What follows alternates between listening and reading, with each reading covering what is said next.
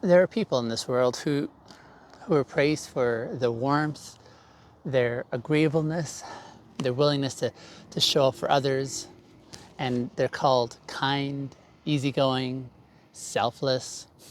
People usually trust them, they lean on them, people speak of them with admiration. But rarely do they ask who's holding space for them. See, there's a kind of niceness that doesn't really come from abundance, but more so from anxiety. A niceness that's not really rooted in joy, but more so in fear. Fear of being rejected, of being misunderstood, of being left behind.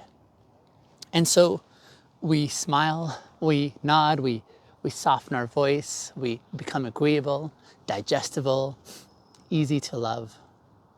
And slowly and almost invisibly, we disappear. See, we weren't born like this, though. I think over time we became this.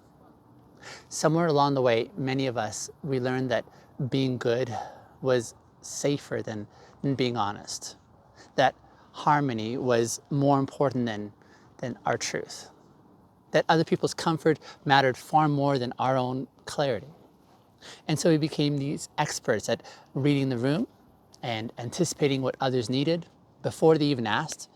And we offered ourselves like a balm for their pain, while our own fears festered under the surface. And we stopped asking, is this true for me? And we replaced that with, will they still like me if I say this? And so we became caretakers of comfort instead of guardians of our own truth. And in doing so, we traded real intimacy for shallow approval. But let's name something really clearly here, shall we? This isn't about weakness. This is really about survival. And for so many of us, niceness was the only acceptable expression of pain. We weren't allowed to be angry, and so we became accommodating. We weren't allowed to cry, so we became funny. And we weren't allowed to say no, so we became agreeable. And for some time it worked. People liked us. We were celebrated. We got the invitations. We were needed. But being liked and being seen are not the same thing, right? We've said this before. Being needed and being nurtured are not the same thing. And when all your relationships are built on what you offer rather than who you are, you're eventually going to starve for something deeper. See, this is the secret cost of being the nice one. You may be surrounded by people and still feel alone. You may be complimented often, but you're never actually felt. You may be included everywhere, but not really known anywhere. Because niceness without honesty becomes a script, and you learn your lines and you perform them well. And over time, you forget what your voice even sounds like. And you become a supporting character in your own life. But let's be honest, it's exhausting. When every yes you give is basically a maybe or a no, you start to feel a subtle form of betrayal, not from others, but more so from yourself. And here's the hard truth. The world often rewards this kind of version of us. They love how easy we are and how agreeable, how low maintenance we can be, right? They love that we never rock the boat, that we smooth things over so well, and that we take the blame, that we always text back, and we rarely ask for more. And in return, we receive praise, but not presence. We get gratitude, but not really any grounding. Proximity, but it's not really a partnership. So we become this tool that's useful and helpful and pleasant, but never truly treasured. And it's in this quiet, painful gap that the resentment begins to bloom. See, we don't want to be angry. We don't want to blame, but somewhere inside, there's something whispering, what about me? Like, when is it my turn? Why do I always have to be the one who bends? And that whisper is not selfish. I think that's a very honest and sacred whisper. It's the part of you that remembers that you were made for more than just being liked. It's the part of you that's still starting to claw back and wake up. That's the part that's realizing that you can be kind without collapsing, and you can be warm without disappearing. You can be loving without really losing yourself. And this might start small, right? It might be that pause again before a yes, or a breath before you apologize, a moment of checking in before you're softening your truth. But those moments, those aren't small moments. They're revolutionary. Because every time we honor our voice, we reclaim a piece of ourselves. It's not becoming harder, but it's becoming more whole. And when we've built our life around being nice, reclaiming our voice can feel dangerous. See, it's not just a matter of speaking up. It's a matter of unlearning a survival strategy that worked at one point, a strategy that maybe even kept you safe in some sense. And when you start feeling the discomfort of your own silence, when your body begins to tighten at the thought of disappointing someone else, when you feel that pull to say yes just so you can avoid tension, that isn't weakness. That's a signal. And your body remembers what it cost you to actually go against the grain, to be too much, to be too inconvenient or too honest. And so, of course, the idea of disrupting your relationships, like now, of letting people see the real you, gosh, that can feel terrifying. But if you never actually disrupt the illusion, you'll never actually be known beyond it. You'll stay loved for the version of yourself that doesn't really feel true, though, right? And what kind of love is that, though? See, there's a loneliness in being liked for your performance. And when people are applauding, but you feel like you're really suffocating backstage. Because deep down, we don't just want to be liked. We want to be felt. We want to be known. We want someone to meet the truth of all of us and stay. And that only happens when we risk being real.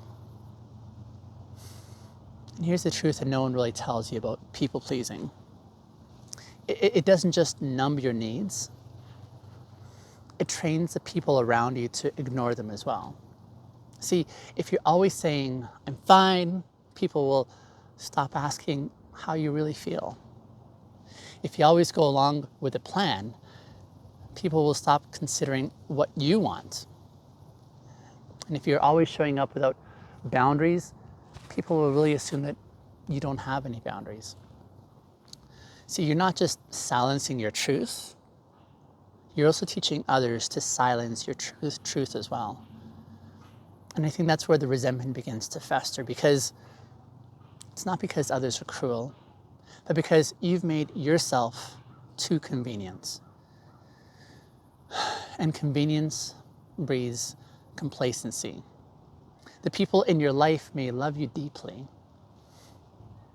but if they've never really met the real you, how can they show up for you?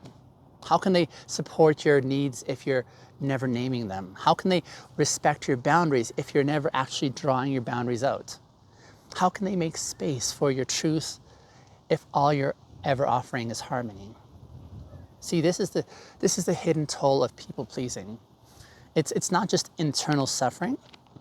It creates this emotional distance where you become surrounded by people and yet you feel utterly alone, because there's no bridge between their love and your reality. And if you're honest, you might even start to resent the very people who rely on your self-erasing. Not because they asked you to disappear, but because you just made it easy. See, this is where the work begins. The work of rebuilding your relationships with the truth of you at the center. The work of saying no, even when your whole body just wants to default to, sure, let's do it. And the work of sitting in the discomfort of someone else's disappointment because you finally chose yourself. This isn't about becoming rude. It's about becoming real, becoming authentically honest. See, real kindness is not compulsive. It's clear. And it doesn't come from fear. It comes from integrity. And it doesn't sacrifice your well-being for someone else's convenience. Instead, it says, I care about you. And I also care about me as well, too. And for many of us, that too has been missing for many years. We've learned to put ourselves last, to minimize our needs, to stay quiet so that we can keep others comfortable. And we've done this so well that we've, in essence, forgotten what it feels like to be fully present in our own life. So, how do we come back? We do this slowly and gently and honestly. See, you don't have to flip a switch and become confrontational overnight. You don't have to burn every bridge or scream your truth from every room.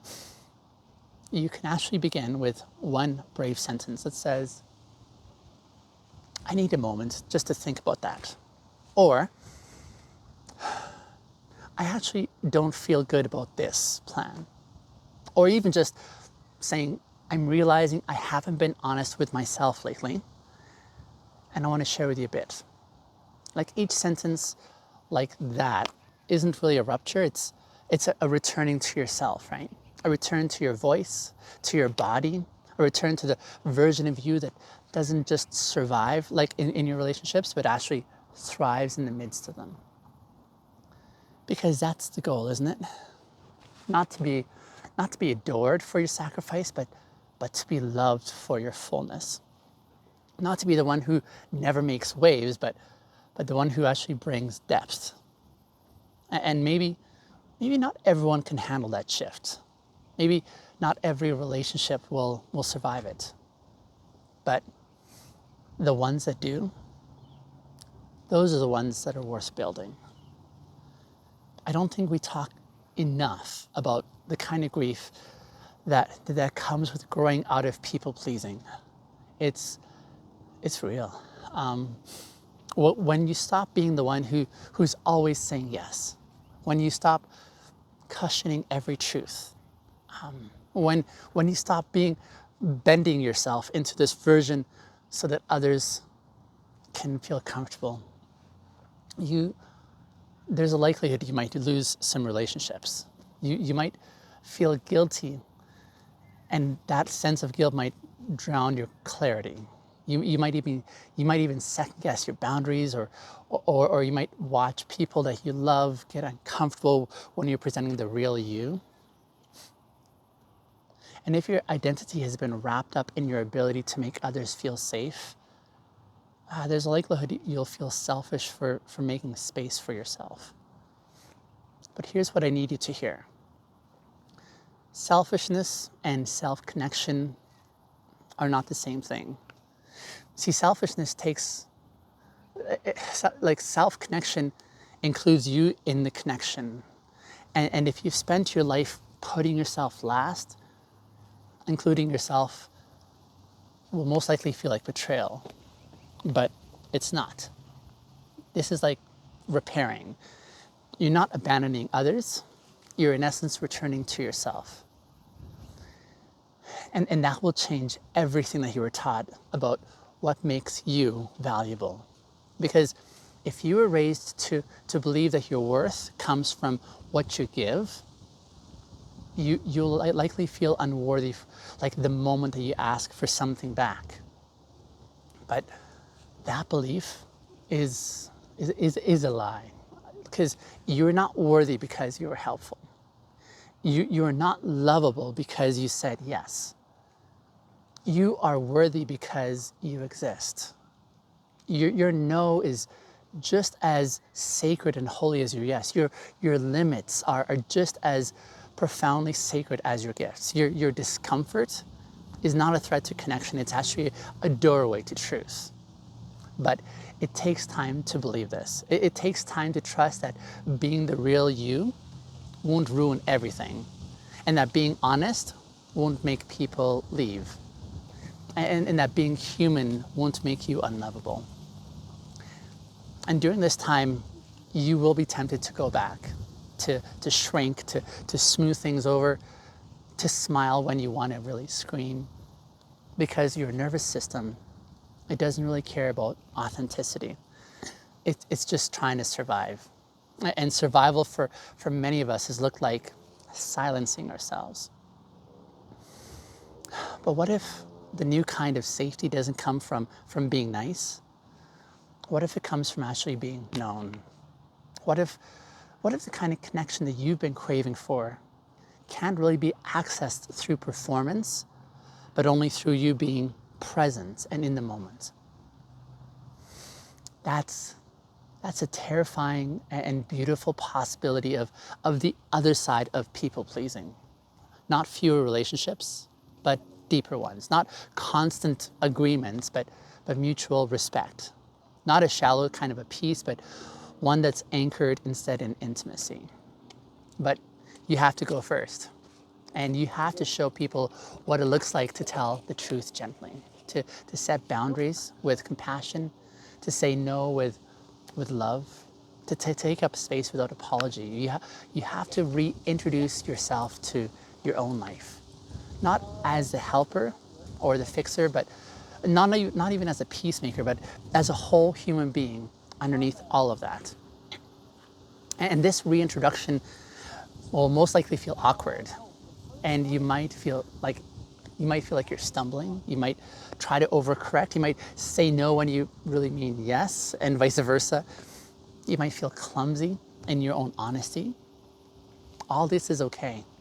You're not aiming for perfection here. You're actually just trying to practice being present with this opportunity. The presence that is messy, but is also alive, and is what happens when you stop performing long enough to start feeling.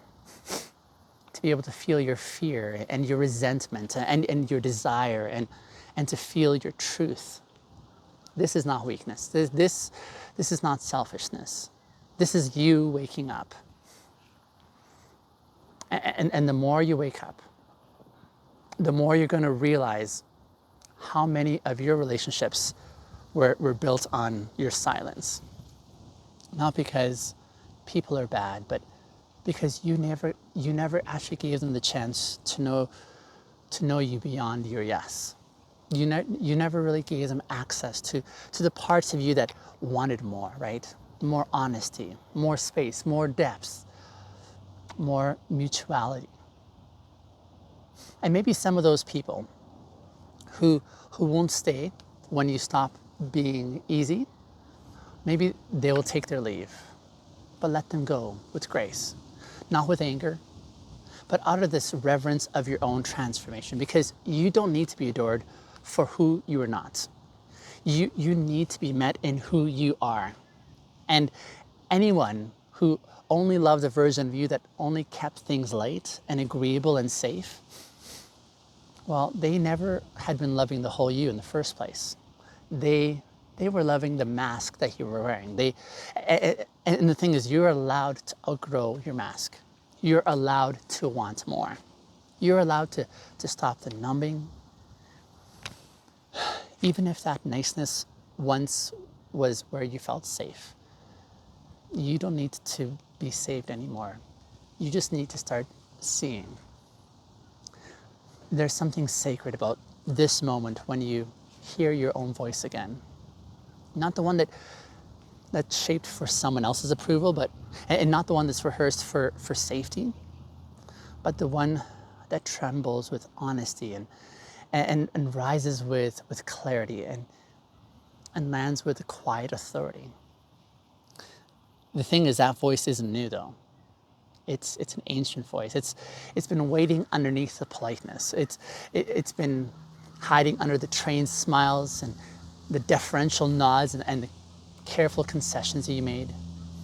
It's the voice of the child that you once were before the world convinced you that being loved meant being less.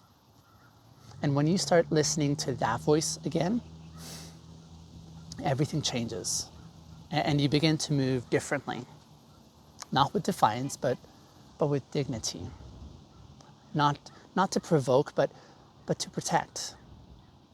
Not to isolate, but to invite something deeper. And you begin to let your no be as sacred as your yes. You begin to say things like, that doesn't work for me, or I need to pause a moment here, or I'd like to be included in this decision as well, please. Or even, I matter too. Each time you say those things, you're reclaiming your wholeness, not by demanding power from others, but by refusing to disappear in their presence. Because the truth is, kindness that's rooted in fear is not kindness. That's self-erasing. And harmony that silences truth is not harmony. We call that emotional exile. And love that only lasts if you suppress yourself is not love. That there is control. And what you deserve, what we all deserve, is connection that welcomes the full and the messy and the inconvenient truths of who we are. Not just when we're pleasing, and not just even when we're helpful, not just when we're agreeable, but when we are real. When we're uncertain, when we're setting our boundaries, when we're confronting the patterns that kept us invisible. We don't owe anyone our silence. We don't owe anyone a version of us that's easier to digest.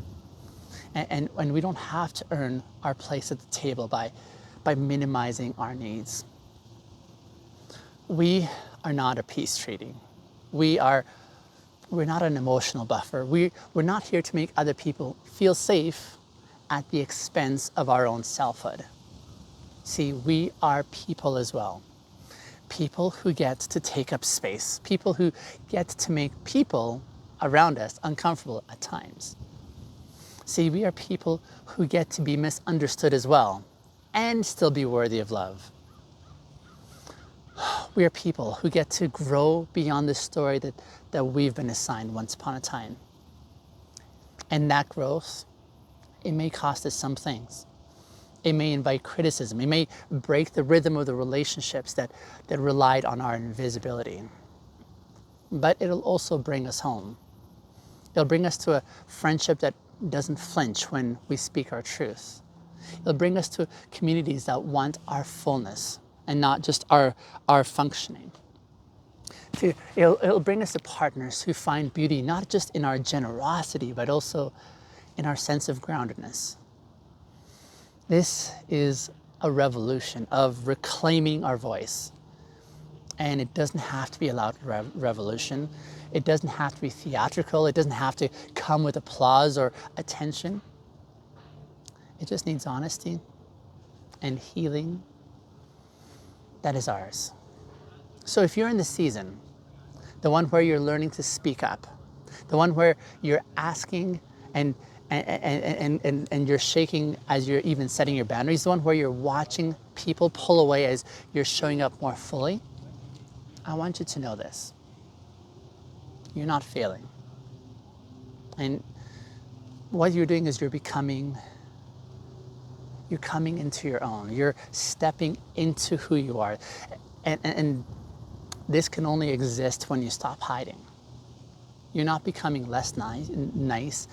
You're becoming more true. And truth is where intimacy begins. Not performance, not politeness, not perfection, but just this raw, unedited, breathing presence of someone who's finally decided that I deserve to be here fully, not for what I'm giving, not for how easy I make things, but for who I am. And this is enough. This has always been enough. I hope this has served you well. Let me know in the comments how this landed with you. I'll see you in the next episode. I'm getting cold. Time to go home. See you in the next episode.